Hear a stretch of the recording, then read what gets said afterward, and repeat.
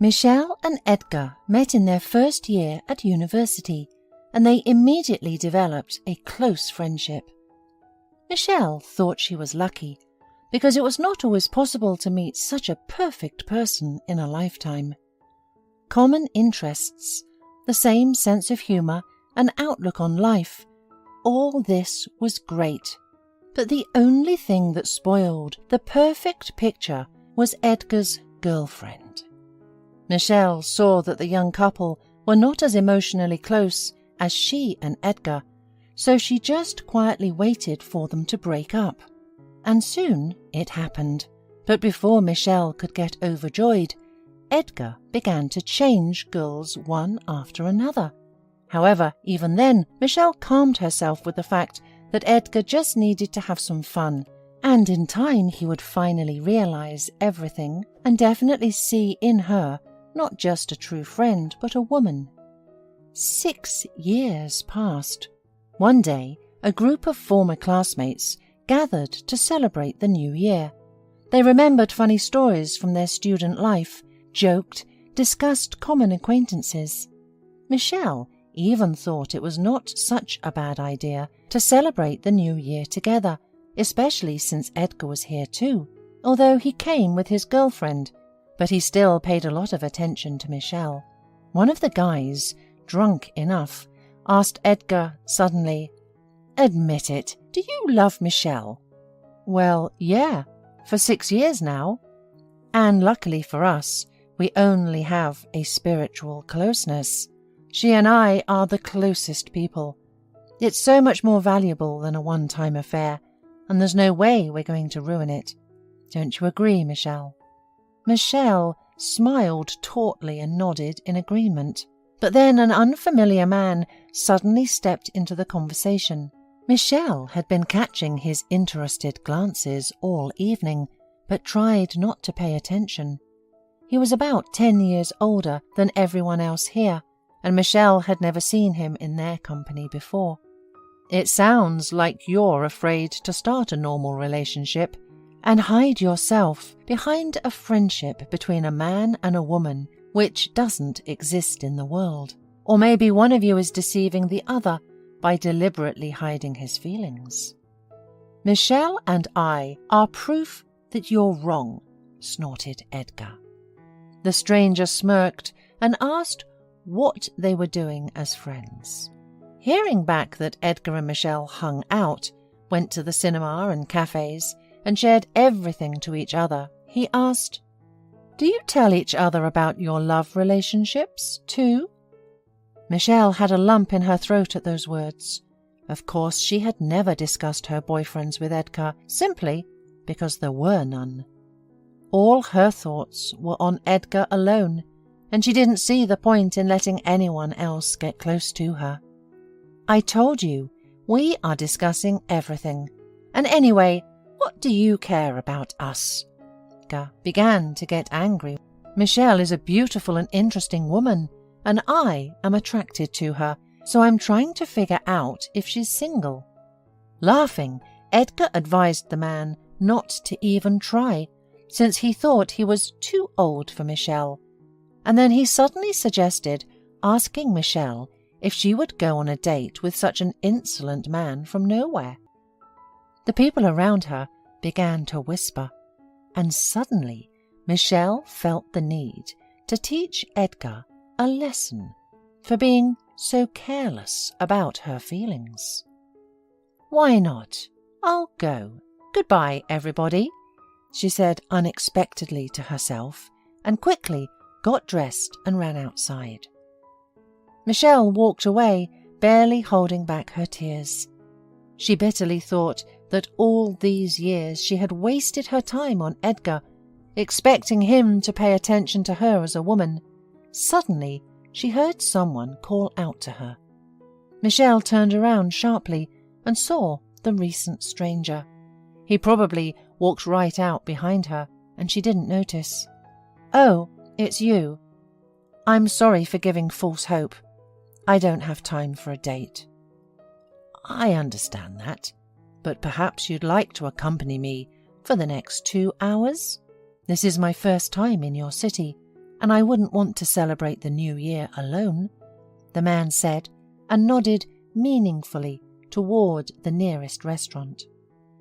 And then Michelle remembered that it was almost midnight, and she did not want to stay outside on New Year's Eve. In addition, she felt guilty that she had disrupted the man from his place, and so she agreed. Fortunately, there was a table for them right away. The man introduced himself as Brandon. He was 34 years old and had come to the city to open a branch of his company. The quiet confidence he radiated confused the woman for some reason. They talked nicely, and after the chime of the clock, they went their separate ways. Only when she was at home, Michelle remembered Edgar for the first time. She checked her phone and saw several messages from her friend. Edgar asked if the new acquaintance had done anything bad to her. He also made a few snide remarks about his age, and finally, concluding that the stranger was not at all suitable for Michelle, asked her to write as soon as she would be home. Michelle decided that if Edgar had texted, it meant he was worried, and maybe even jealous. She had already started typing a message when suddenly she noticed a notification about Edgar's new post in the social network. When Michelle opened it, she saw a picture with him passionately kissing his girlfriend. Michelle realized that now she would spend the rest of the weekend sobbing inconsolably, mourning for her unhappy love. But, fortunately for her, she could not sink into sad thoughts for long. In the morning, her boss called and asked her to go to work for an important client, and Michelle agreed with pleasure, thinking it would be a distraction. But when she saw this special client, she was greatly surprised. "Brandon, how did you find me? Don't tell me this is all accidentally." "Too bad, but it is a coincidence. I really need a professional help. I'm looking for an apartment for myself. Find me those options that you would choose for yourself." "I don't think my opinion will help you. I don't like apartments and would rather live in a suburban house."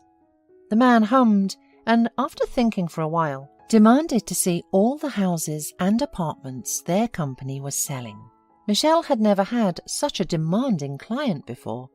In a few weeks they toured all the properties, and Brandon showed real business acumen, which greatly delighted Michelle. He was asking the owners many questions, revealing the problems that they didn't even know they had. Finally, he chose a cozy house in an elite suburb not far from the city. Michelle was delighted.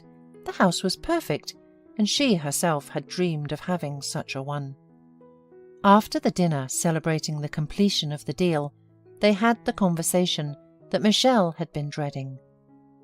Brandon offered to drive her home, and Michelle could not refuse him. After all, he had paid very generously for her real estate services. Parked near the entrance, the man turned to her. "Michelle, I'd like to start courting you." Michelle laughed and tried to joke back. "Brandon, it's like you're from the previous century." "Michelle, let me be clear right away. My intentions are more than serious. When I was young, I was no better than your frivolous friend, so I didn't build a long-term relationship with anyone. But now I'm going to fix that, and I want to build a strong family. If you're still hoping that sooner or later you and Edgar will get together, then we shouldn't start. So think carefully."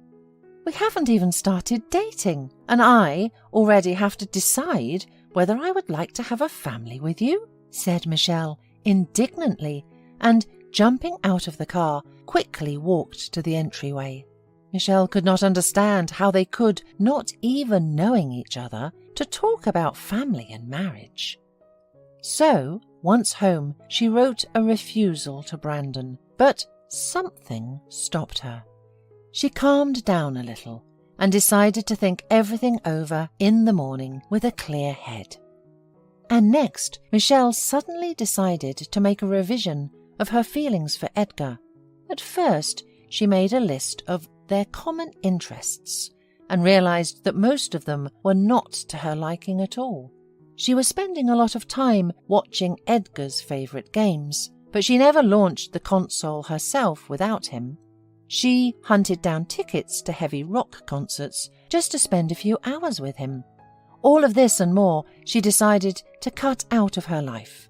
After that, Michelle was able to switch to things that interested her. After signing up for yoga, French lessons, embroidery, and archery classes, she moved on to the hardest part. Armed with a bottle of wine, the girl began rereading all her text messages from Edgar.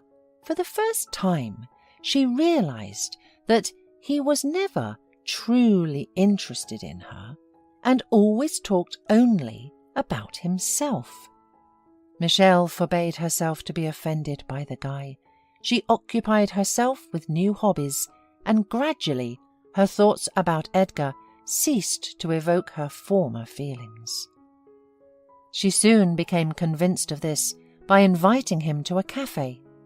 Michelle looked at the love of her life and wondered. She didn't like the way Edgar ate, the way he talked, the way he looked. She could not explain why she had suffered for so many years because of that pompous man. Michelle hurried to finish their dinner early and ran out into the street. For the first time in a long time, she felt really free and realized that she could start a new relationship. After a moment's hesitation, she texted Brandon, asking where he was going to take her on a first date. The answer came quickly. "You were taking too long to answer. Now it's up to you to decide where you're going to ask me out. Oh, and just in case, I don't like sweets, but meat chops will melt my heart." The girl smiled, assured him that she would consider his wishes, and in a joyful mood went to the store. She had several more days to learn how to cook meat chops. On their honeymoon, Michelle and Brandon went to Cyprus. Michelle admired everything she had seen around her and enjoyed the start of married life, until one day she woke up to the sound of a message. It was Edgar. "How's the newlywed doing?" "Apparently well, since you've ignored my last 20 messages. I need to talk to you. Leave your old man for 5 minutes." Michelle frowned, quietly got out of bed and went out onto the balcony. She saw that Edgar had been texting her for hours in a row and realized that he was just drunk and hadn't found anyone around to talk to. And so it turned out. "How's life with your pensioner?" asked Edgar. "Better than with a teenager like you. Is that the question you wanted to ask me?" "Well, don't get mad. I'm just worried about you. I'm afraid he'll get bored with you soon enough, and he'll put you at the stove and give you a vacuum cleaner while he gets a mistress for himself."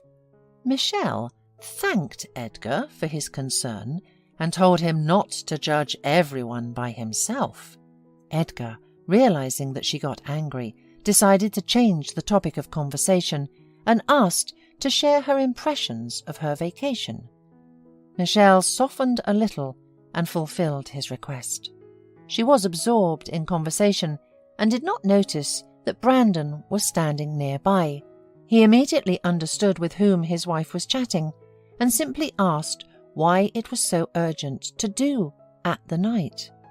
Michelle said that they were just talking, and as far as she could remember, her husband said that he was not against their communication. "Michelle, everything has a limit. You're not respecting yourself or me by doing this.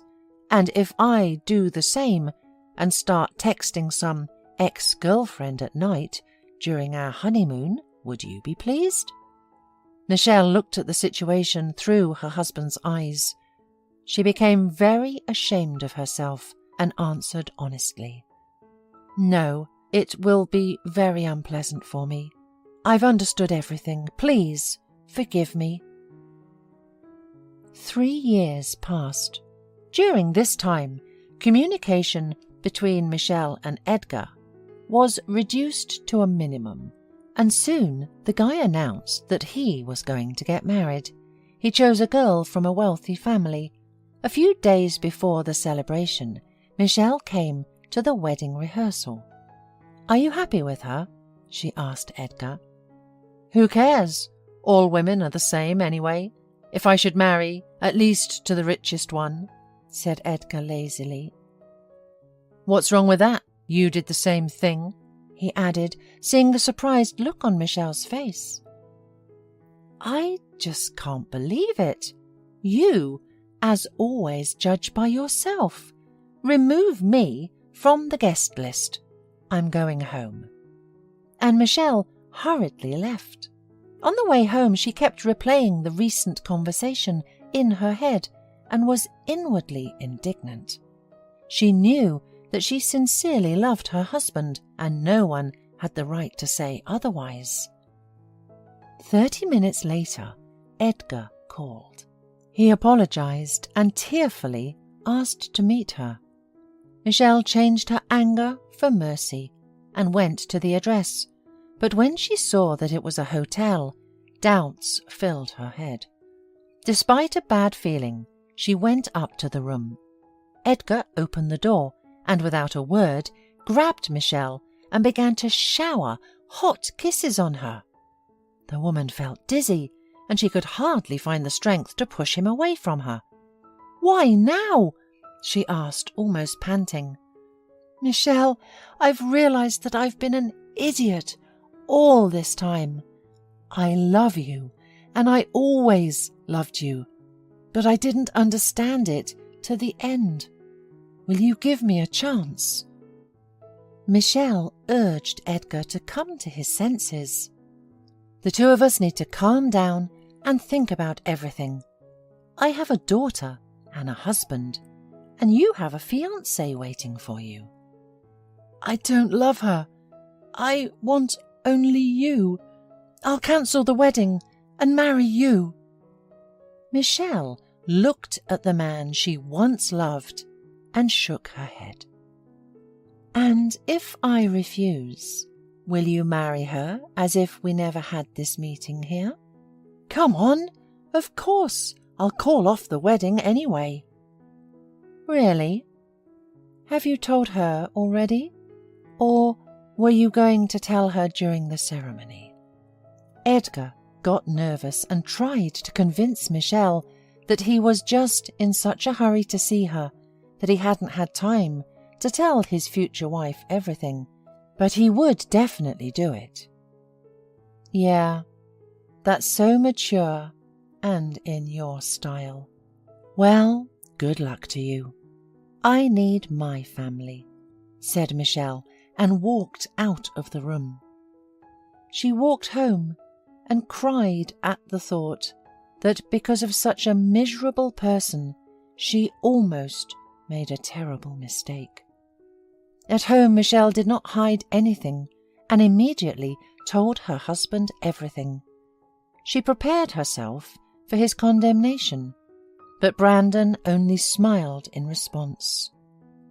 "So, did Edgar finally confess his love for you?"